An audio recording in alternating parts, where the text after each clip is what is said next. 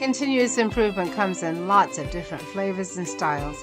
I'm Bella Engelbach, and I'm inviting you to journey with me to the edges of lean. Episode 131, Unblocking the Organization with Jurriaan Kamer. We know that autonomy is one of the factors that lead to high employee satisfaction, and that organizational alignment is required to achieve company goals. But how do you achieve both autonomy and alignment? Jurriaan Kamer believes that companies can achieve aligned autonomy, and there are specific things leaders can do to get there. He joined me at the Edges of Lean to share his experience and insights. Jurriaan Kamer, welcome to the Edges of Lean. Thank you, Bella. Happy to be here. It's nice to have you here today. Jurriaan, I would love it if you would introduce yourself to everybody.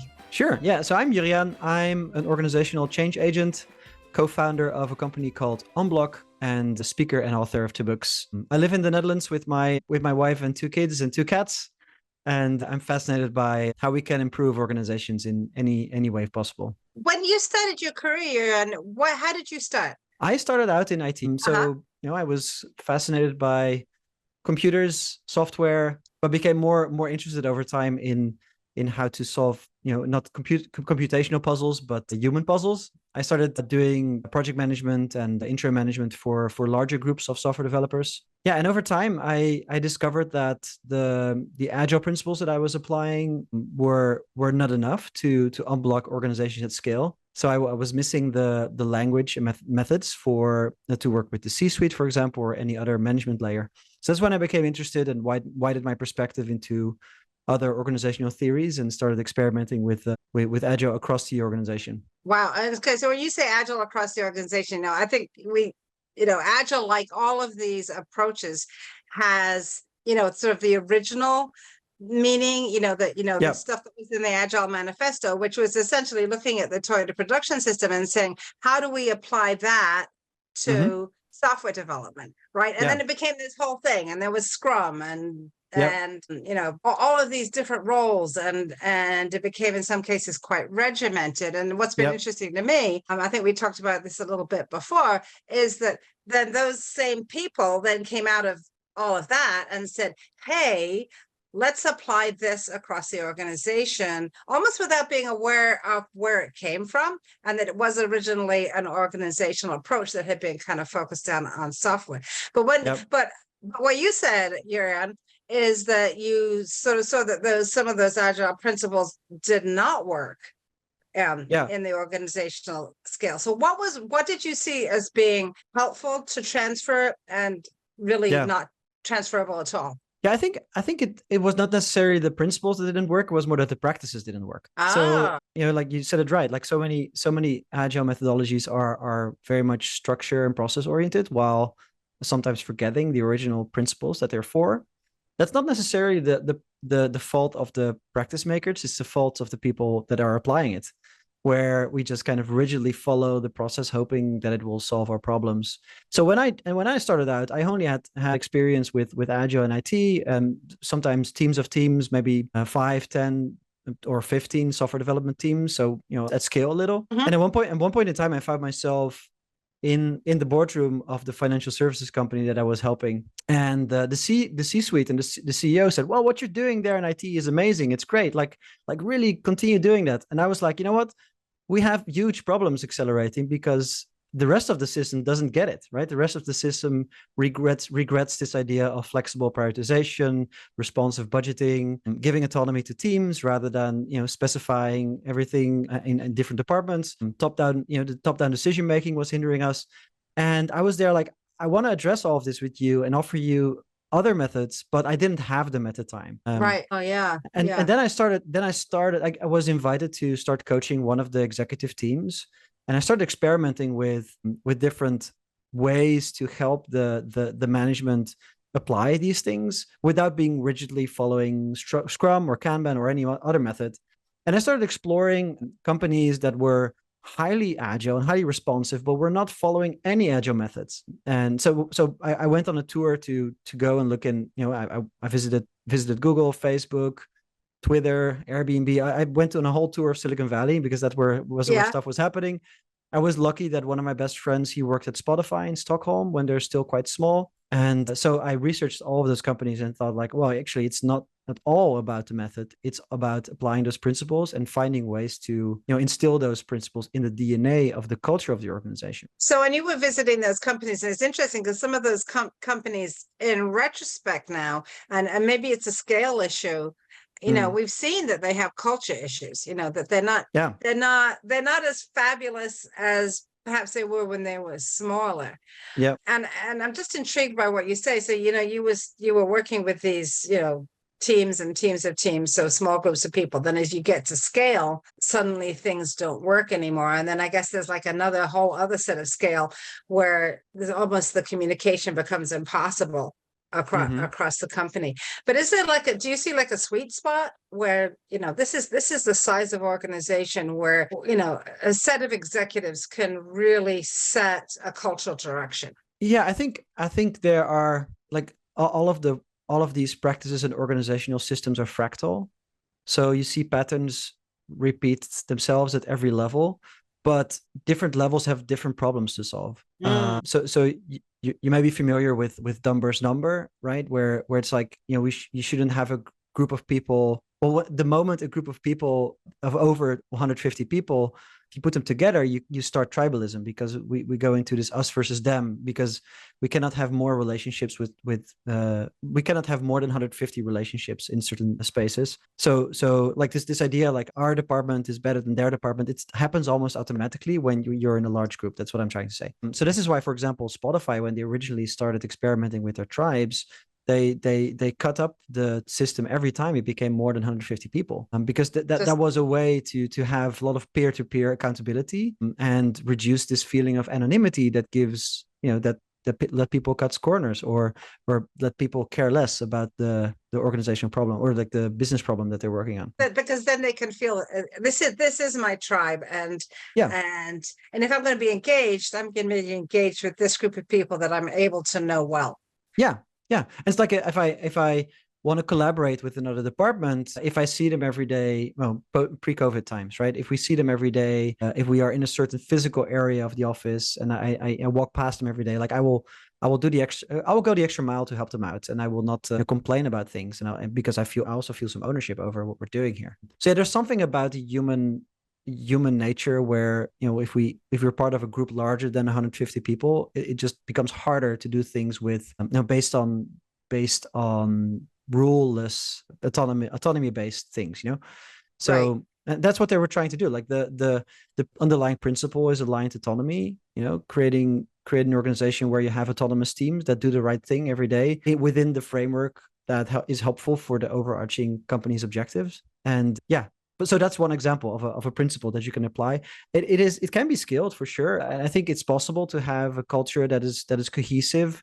It will also be nuanced and different in different areas. Like even companies like Spotify at the time, even though Henrik Nieberg made beautiful white papers and then videos about it, they were not applying those ideas in the legal department, for example, and they were not applying those ideas in marketing. But everybody thought they were. So there are always subcultures. It's just a fact of life. And I think for leaders to figure out. The challenge for leaders to figure out is what type of culture is helpful for our objectives, and be intentional about your organizational systems and processes to try to let that culture emerge. Yeah, I was just at a conference, and there was some people there from a company that's doing a really interesting lean change in the leadership team.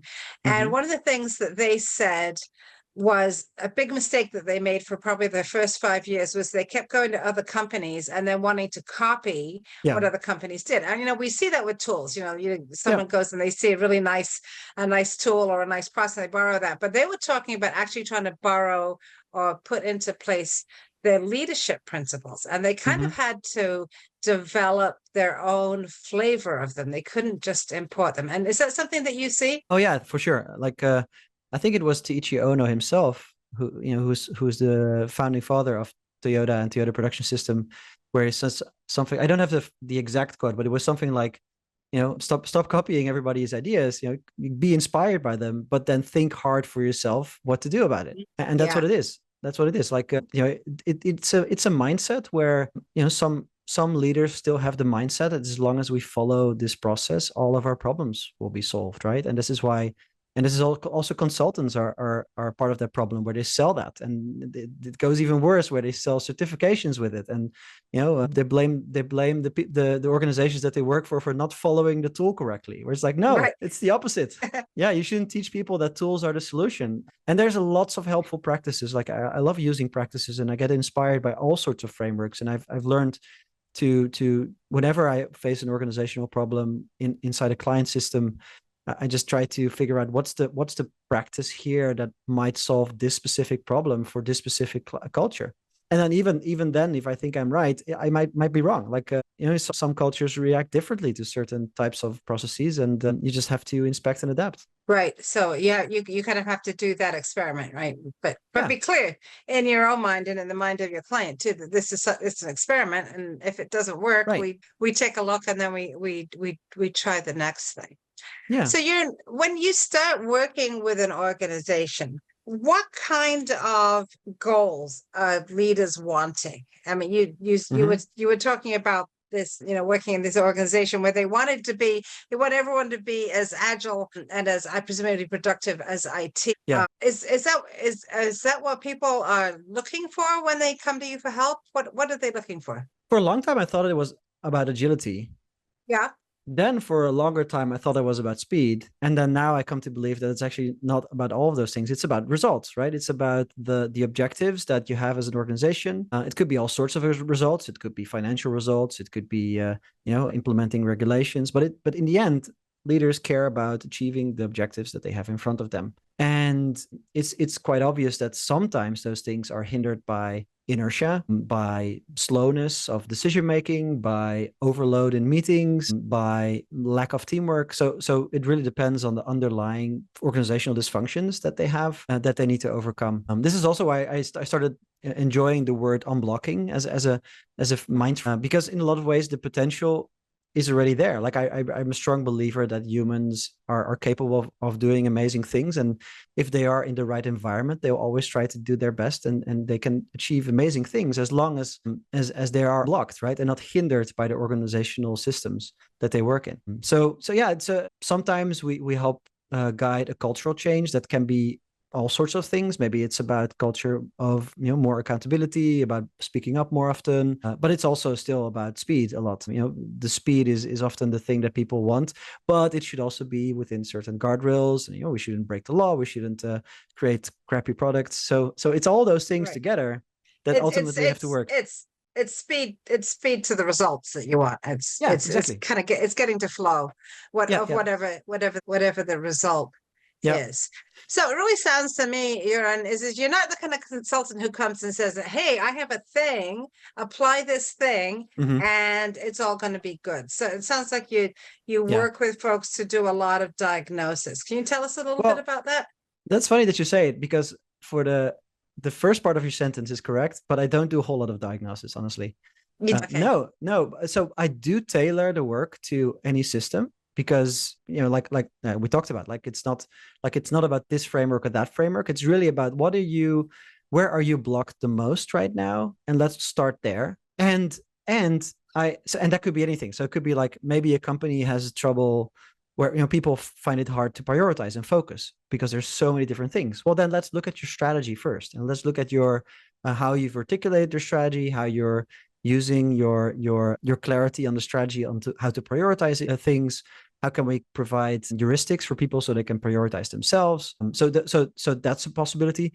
But it could also be that people are struggling with psychological safety, and that's the reason why there might be conflict that's not resolved. There might be all sorts of things.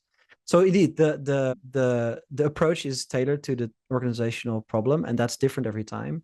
But I think that diagnosis can be quick. It can be just a couple of conversations with people, and I don't really believe in big organizational maturity scans, because they might take a long time, and it's maybe interviewing 10, 15, 20 people, putting a beautiful report together, maybe a slide deck, and then what?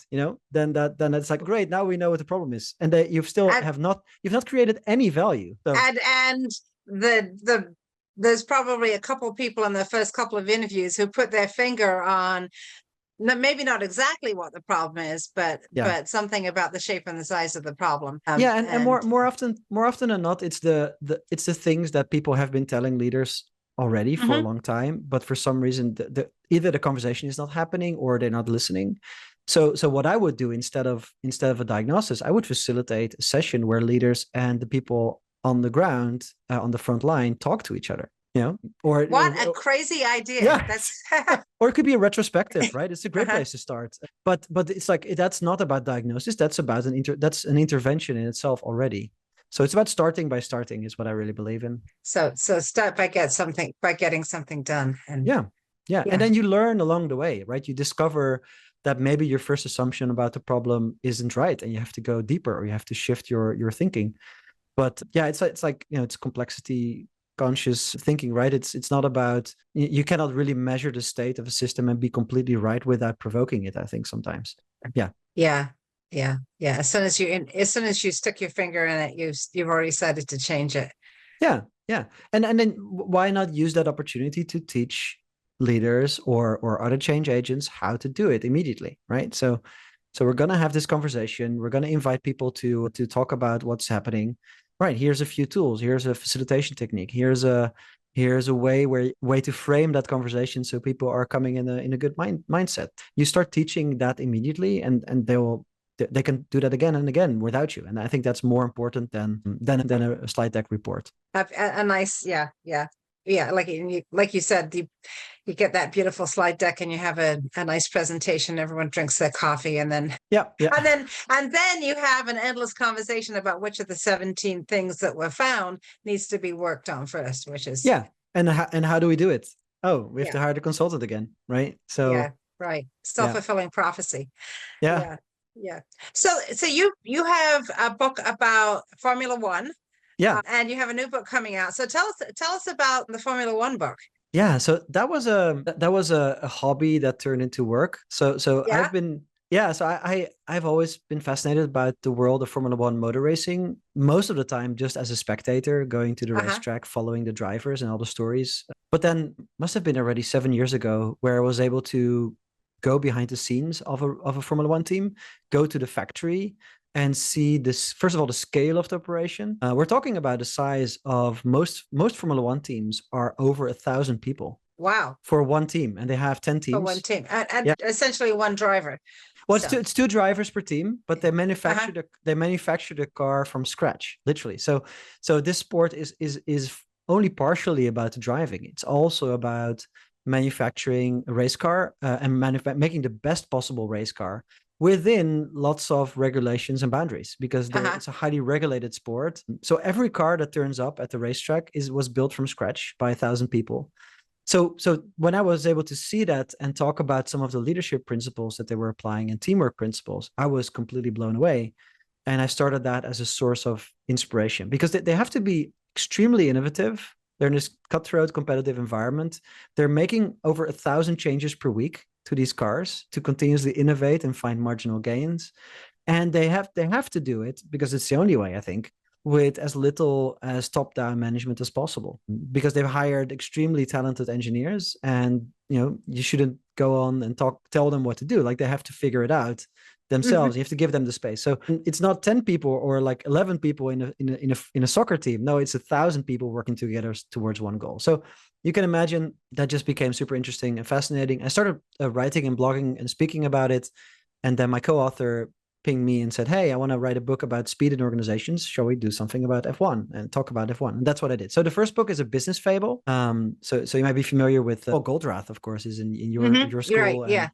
Yeah, and then Lencioni is another source of inspiration. There's a few other good ones. So it's a business fable, and it's an easy read. Wow. So and this was just one of the places that you have visited and spent time and gathered ideas and principles from. So tell us about the new book.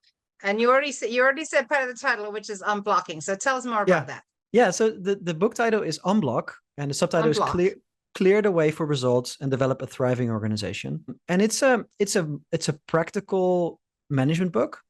So it does contain some stories, some storytelling in the same format as my first book, Formula X, but it also is highly practical. And I talk about 6 areas of an organization that can be blocked and that you can unblock. So as we talked about before, this is not a book that you need to read from start to finish. This is a book where you look at those 6 subjects and say, you know, which area of my organization needs unblocking the most. So it could be strategy, could be steering, could be decision-making, meetings, teamwork, or ownership. And for each of these 6 areas, I offer 2 organizational practices, and people should figure out what to do with them. So as you were writing the book, I mean, how did you, are these the 6 areas that you see most coming up in your practice? Yeah. These were 6 very, very common areas. Yeah. And when you say strategy, I think every company has a strategy area, and they have something, you know, they have a book somewhere or something on the wall. When you say strategies, what does that mean specifically to you? I'm talking about some kind of statement. So to me, so there's a couple of problems with strategy. So sometimes strategy is either a big to-do list or a very vague statement, and both situations are not helpful. The third problem with strategy is that a strategy is often not based on any type of diagnosis of what's happening in the market or in the organization. Because to me, a strategy should be like a plan to overcome certain obstacles or to leverage certain capabilities, so you and your organization is able to win in a certain playing field or market. So it should be a plan about. It's not just a wish or a vision. No, not at all. No, it should not be like it could. Yeah, a strategy only is a strategy if it's an hypothesis of what you think will help you win. So it's not about the strategy. Is not like we want to be the number one in the market. It's not we want to be, you know, providing this amount of shareholder value.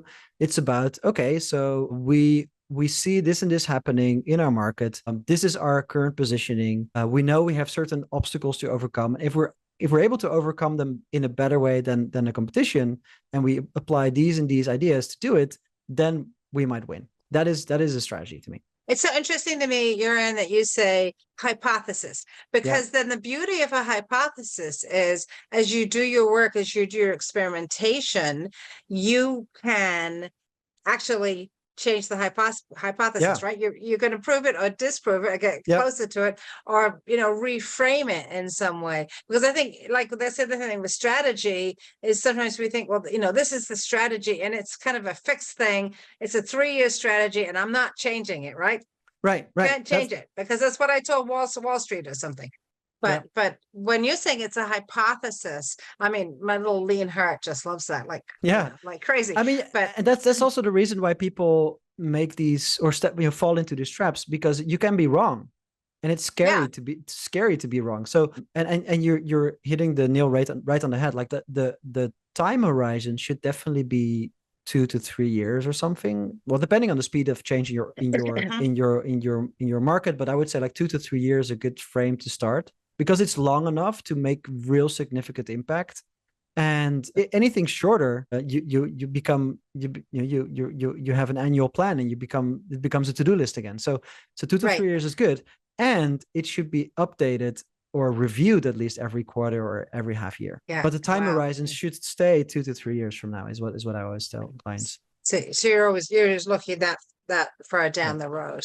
Yeah. So when you see a company that is kind of blocked with strategy area, what are the kind of blocks that you see? So first of all, it's about articulating the strategy in a way so that it has those criteria that we talked about. The whole book is about developing an organization based on the principles of aligned autonomy. So I talked about that a little bit earlier, but it's like I really believe that if you want to clear the way for results and you want to go faster in achieving them, then it should be based on highly autonomous teams that can self-direct and figure out where they want to go within the guardrails of a wider organizational strategy. And this is what it is. So, but to do that, a strategy needs to be articulated so that people can fill in the blanks, or so that people can come up with creative and innovative solutions that may help the organization achieve that strategy. So I offer a few ideas of how you can write it. And the other thing I also offer in the book is making trade-offs explicit. So heuristics, so that people can also on the ground in those autonomous teams prioritize themselves rather than requiring managers to come up with all the lists of all the things and order them priority. So what you're saying is with this aligned autonomy, you have the power of autonomy because that really does drive engagement and it drives speed. And of course, the fear always is the reason that managers don't like autonomy is because they're afraid people are going to go off the rails, going to go do something different, make up their own story. And really what you're saying is if you're clear enough about the story, it's less likely they're going to do that. They're going to be able to stay aligned, but you're going to still get that power. Well, again, it's about mapping organizational intentions with individual intentions and actions. And so closing the gap between strategy and execution is all about that. It's not only about articulating the strategy so that people can fill in the blanks, but it's also about transparency, where you as a leader set boundaries and request and ask people to make explicit what their plans are. And then if you put them on the wall, virtually or physically, you can say, hey, that's interesting. That's completely not what I expected. And then you have a conversation. And then the value is in those conversations. Where it's like, maybe we're not clear about what we're expecting here, or maybe you're coming up with an innovative solution that I've never thought about. And that's what it is. So it's an invitation for people to move away from spreadsheet management into using transparency to align autonomous teams. And it's a different capability for leaders to do that. What kind of work then does a leader have to do with themselves to be able to move away from that? And I'm thinking, the leader who, probably went to MBA school and grew up in a hierarchical organization and now is going to start to manage differently. What do they have to do themselves? Yeah, depending on where it's hard for them. Obviously, reflection on your own emotions and behaviors is important. Willingness to ask for feedback and integrate it in your style, I think, is super important in this situation. And it's also about different ways to satisfy your control need, right? It's interesting, right? Like if you have that need, how are you going to get that need filled? Yeah. Well, I think every leader has a desire for control, and every human has a desire for control until a certain extent. And it might be more in others than in some people, but especially if you are a leader where you have responsibility to achieve certain objectives, you want to quote unquote make sure, right? You want to make sure that this happens. And so it really is about growing a mindset that you cannot control a lot of things, and for you to nudge a system in a certain direction, it's about finding different ways to satisfy your control needs. So transparency is one of them. Curiosity is another one, where it's like, okay, so if somebody comes with something to me, rather than giving my opinion or judgment, I first really try to understand what they're saying and ask a lot of clarifying questions. It's all sorts of techniques that the leaders, if you adopt those as a leader, you're able to do this, I think. That's really interesting. And I have to say that is, you're the first person I've ever heard say that, that people probably, and you're right, it's human, right? That's why we want autonomy, is because we want control. And if you're in leadership position, you still, that's great. That's a beautiful insight. So can you quickly touch again on the other 5 areas? Yeah. So strategy is one, we talked about that. Steering. So steering is about continuously setting goals, changing direction, measuring progress. I talk a lot about steering metrics. So, instead of huge KPI dashboards, figuring out the metrics that are really helpful in moving the needle. Decision making is the next one, where I talk about. That's really hard for a lot of organizations. That is a huge delaying factor. It is, yeah. So I offer a few things about identifying reversible decisions rather than treating every decision like they're the same. Oh, I want to tell you one of the things I discovered for the research of the book. It was actually James Clear who wrote Atomic Habits, who coined this. He said there's 3 types of decisions. There's hats, haircuts, and tattoos. And I love that. Like it's so simple, and it's always it's very sticky. So it's like if you buy a hat and you don't like it, you just buy another one or you return it, and maybe you can even get your money back, right?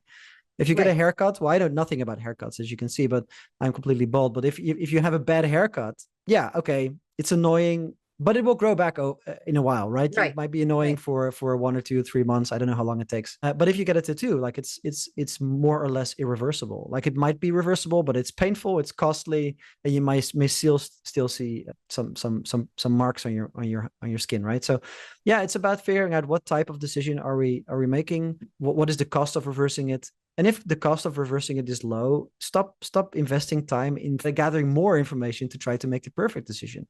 Right? It's about making action and doing steps, like we said about in the change approach. Sometimes you just have to take a step to figure out what decision is right, rather than sticking in analysis paralysis. Right, and sometimes you need to make like I think you just said this. You need to make the decision to find out what the right answer is. Yeah, and you learn something. And if you treat it as a learning opportunity, that's really different from treating it as some sort of irreversible thing that we have to blame people for, and so on and so forth. Yeah. So, and then number 4 is meetings. We have too many of them, and they're often of poor quality. So, I mean, as a facilitator, I love meeting structures, helpful meeting routines, meeting rhythms. To actually, you should use meetings as a tool to drive the work forward, rather than to distract people, right? So, if you have really good meeting hygiene in your culture, and you're able to reduce meetings to the ones that are super helpful for driving the work forward, then you can unblock some results. The other one is the 5th one is ownership. So how do you create an organizational environment where people can, if they want, take ownership? Because ownership is not something you can give to someone; it's something that people should take, and that requires, one hand, a lot of clarity about who can make what decision, what are the risks that are acceptable here, what processes do we use to get from idea to reality. And it's also about structures where people can vote with their feet. So what is the work that you want to do? What is the project you're energized by? What are you most capable of doing? And really allowing people to pick those things rather than to directing them from the top.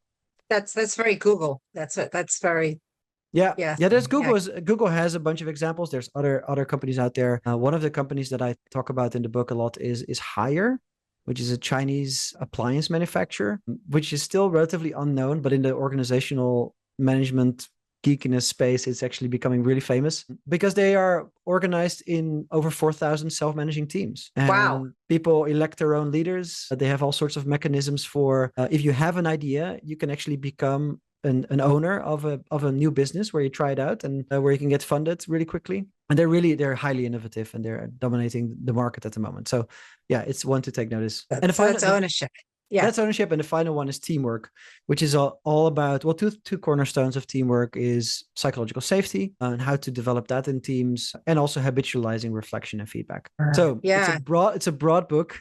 Yeah, there's a lot in there, right? Yeah. But like you said, the way that you're preparing the book is that people can take kind of the piece that they need and go back into it later. Yeah. And when's it coming out, Jurriaan? So there's a digital version already available. So to follow the lean principles, depending on when you're listening to this, like I've released the book that's 80% done, which is a bit scary. Book? A beta book. It's already available right now. And in September 2024, we're releasing the print and Kindle editions on Amazon. All right, but the 80% done digital version's already available on your website, right? Yeah, correct. Yeah. That's I've used a lot of beta readers as well. Like that could be a whole different episode, but I've really applied the lean and agile methodology to testing and iterating this book, which is something I learned from another book, which is called Write Useful Books. And it's there's over 90 people who have gone into my early versions of the manuscript and gave me feedback on sentences, on concepts, on chapters. So like it's been shaped by the community. That's fantastic. That really is. And I know as an author, like it's so hard, like to let other people even look at your baby, right? But to do that, sometimes. That's painful. Yeah. But it's so valuable to be able to do that. So and congratulations to you on having that community. I think that's a testament also to the kind of work that you're doing. Thank you. Say, Jurriaan, how do people find you? What's the best way to get a hold of you? So I'm mostly active on LinkedIn, so you can find my name there, or go to jurriaankamer.com, so first name last name.com, and you can find out more about the book at unblock.works/book. Great. Hey, what is your one piece of advice for a young person starting out? Yeah, so I would be listening a lot. So there's actually a former colleague of mine who taught me this. Like he was really pondering career paths. He was stuck in a job for a while, and he was like, I don't know where I want to go. Like this is the beginner's mind, where it's like I don't know which direction I want to take with my career. So he did something really smart. He just reached out to lots of different people in lots of different jobs to have coffee with them and asked them, what do you do every day? And what is fun about your job? And that's the way how he found his next career move. And I think that's also very applicable for if you're starting out. So have coffee with a lot of people. Yeah. Yeah. But that's such great questions. Like what do you do? But also what's fun? I think that's such a great question. Yeah. Yeah. So listen to a lot of people and then make up your own. That's fantastic. All right. So say the name of your book one more time so everyone has it. It's Unblocked. Well, it's Unblock. Unblock. Sorry, I keep getting it wrong. Unblock. Yes. Yeah. Clear the way for results and develop a thriving organization. Fantastic. All right, Jurriaan Kamer, thank you so much for traveling with me to the edges of lean. Thank you, Bella. It was lovely. This is Bella Engelbach, and I'd like to thank Jurriaan Kamer for being my guest at the edges of lean. What did you learn from this conversation? What ideas did it spark? We would love to hear from you. Meet Jurriaan at unblockbooknet.net and on LinkedIn. Please find me on LinkedIn or at leanforhumans.com or comment wherever you watch or listen. Don't forget to subscribe. Check out all my friends in the Lean Communicators community at leancommunicators.com, where you'll find lots of great new content every week. The Edges of Lean is written and produced by Bella Engelbach with support from Podcast Inc. This is a Lean for Humans production.